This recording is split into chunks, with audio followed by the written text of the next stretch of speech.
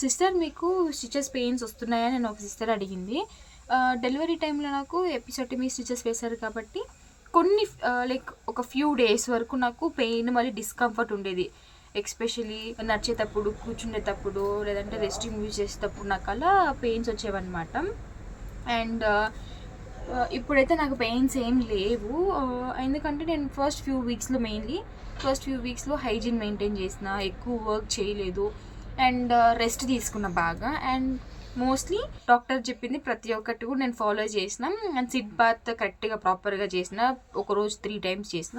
Every women is different కాబట్టి మీకు ఏమన్నా ఎక్కువ పెయిన్ అనిపించినా, లేదంటే స్వెల్లింగ్, లేదంటే మీకు ఒక బ్యాడ్ స్మెల్ అలాగేమన్నా అలా అనిపించినప్పుడు డెఫినెట్గా డాక్టర్ని వెళ్ళి కన్సల్ట్ అవ్వండి.